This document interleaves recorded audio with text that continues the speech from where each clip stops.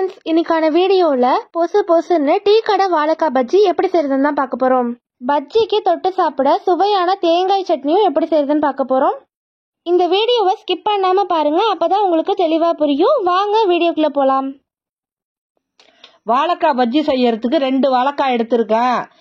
Instant bajji bonda mix ஒரு packet எடுத்திருக்கேன். அது எப்படி செய்யலாங்கிறத இப்போ பார்ப்போம். வாழைக்காயை முதல்ல எடுத்து காம்பை கட் பண்ணிக்கணும். காம்பை கட் பண்ணிக்கிட்டு தோல் சீவரதை எடுத்துக்கணும். தோல் சீவரதை எடுத்துக்கிட்டு வாழைக்காயை தோலை சீவிக்கணும்.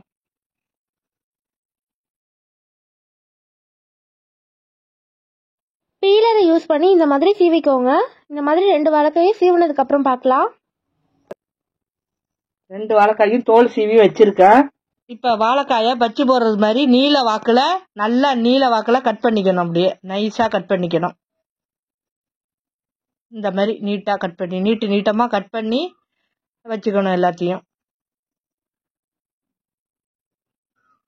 அதை வெளியிலே வச்சோம்னாக்கா கருத்து போயிடும். அதனால இந்த கட் பண்ண வாழைக்காயை எடுத்து தண்ணியில் போட்டுக்கிறேன்.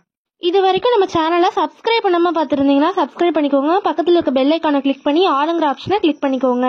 இந்த வீடியோ பிடிச்சிருந்துச்சுன்னா லைக் பண்ணுங்க. இதே மாதிரி நீட்டமாக நல்லா கட் பண்ணிக்கணும். இந்த மாதிரி எல்லாத்தையும் நீல வாக்கில் கட் பண்ணிக்கிட்டு பார்க்கலாம்.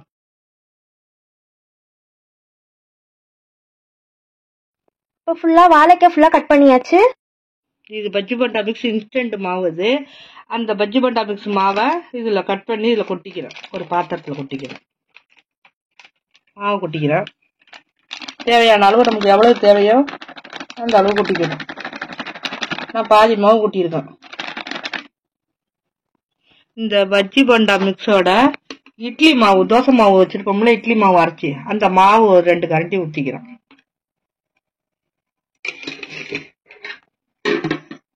இது கொஞ்சமா தண்ணி, ரொம்ப தண்ணி ஊற்றிடக்கூடாது. மாவு எந்த அளவு தண்ணி தேவையோ அந்த அளவு தான் ஊற்றிக்கணும். கொஞ்சம் கொஞ்சமாக ஊற்றி மாவு இப்படி ரெடி பண்ணிக்கணும். பஜ்ஜிக்கு எப்படி எவ்வளவு தேவையோ. ரொம்ப கெட்டியாகவும் இருக்கக்கூடாது, ரொம்ப தண்ணியாகவும் இருக்கக்கூடாது மாவு. இந்த மாதிரி மாவை ரெடி பண்ணிக்கணும்.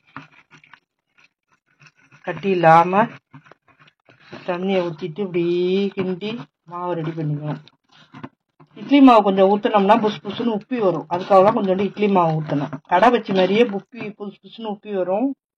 கடையில் சொல்கிற பஜ்ஜி மாதிரியே இருக்கும். நல்லா டேஸ்ட்டாக இருக்கும்.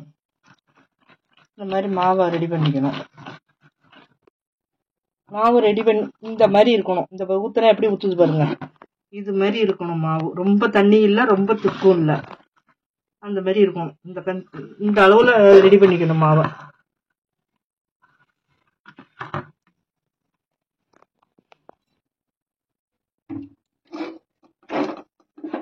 பஜ்ஜி போடுறதுக்கு கடாய் வச்சுட்டேன். எண்ணெய் ஊற்றிக்கிறேன். அரிஞ்சு தண்ணியில் கிடக்கிற வாழைக்காயை எடுத்து இதில் வச்சுக்கிறேன் தட்டில். தண்ணியில் போடலைன்னா கருத்து போயிடும். அதனால் அரிஞ்சு உடனே தண்ணியில் போட்டுக்குங்க. எடுத்து ஒன்று வச்சுக்கிட்டு அது முக்கி எப்படி போடுறதுங்கிறத காமிக்கிறேன். ஒரு வாழைக்காய் அரிஞ்சு அதை எடுத்துக்கிறேன்.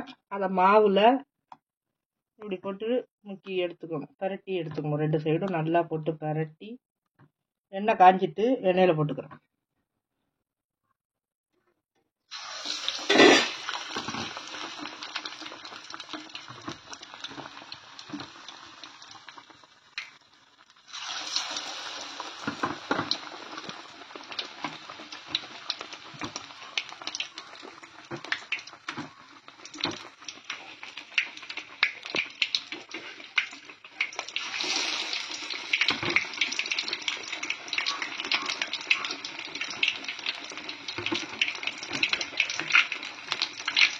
நல்லா உப்பி வருது பாருங்க.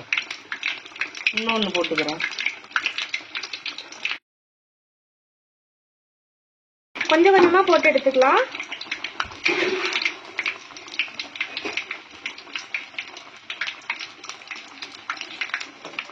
நல்லா போட்டதுமே நல்லா உப்பி வந்திருக்கு பாருங்க. இது அப்படியே பரட்டி விடணும்.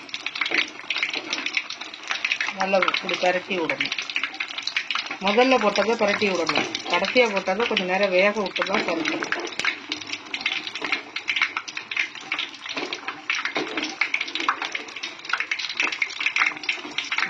2 பரட்டியாச்சு. இப்போ வேகட்டும். திருவிழா கடையிலலாம் போடுவாங்களா அந்த பஜ்ஜி மாதிரி வந்திருக்கு பாருங்க. நாங்கள் சொன்ன மாதிரியே நீங்கள் செஞ்சீங்கன்னா உங்களுக்கும் ரொம்பவே சூப்பராக வரும்.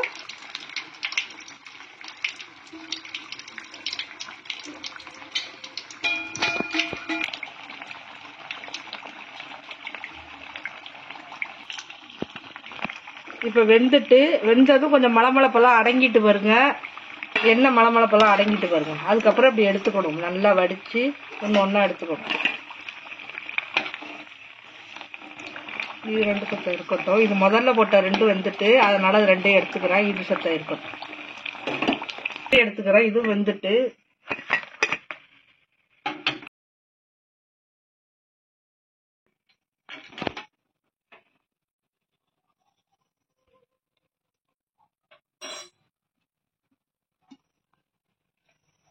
அதேமாரி அடுத்த ஸ்டெப்பு போட்டுக்கிறேன்.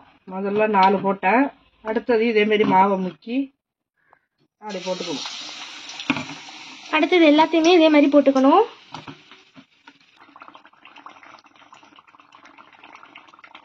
வாழைக்காய் பஜ்ஜிக்கு சுவையான தேங்காய் சட்னி அரைக்க போகிறோம்.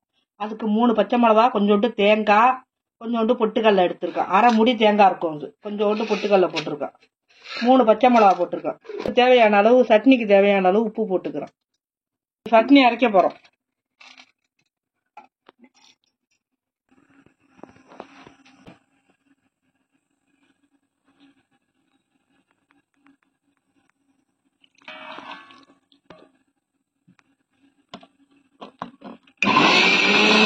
தேங்காய் சட்னி அரைச்சாச்சு.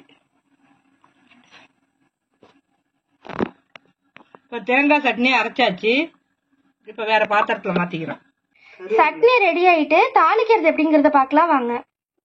சட்னி தாளிக்கிறது கொஞ்சோண்டு எண்ணெய் ஊற்றிக்கிறேன்.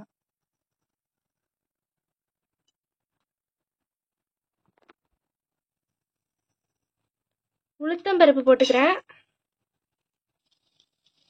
கொஞ்சோண்டு கடுகு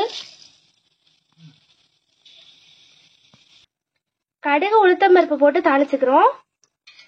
கொஞ்சோண்டு கருவேப்பிலை கழுவி வச்சிருக்கோம். இது நல்லா பொரிஞ்சு வர சமயத்துல நம்ம அதை சேர்த்துக்கலாம்.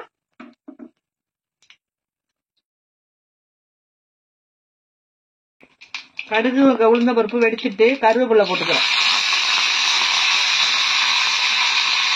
எடுத்து ஆஃப் பண்ணிக்கிறோம். எடுத்து சட்னியில கொட்டிக்கிறோம். தாளிக்கு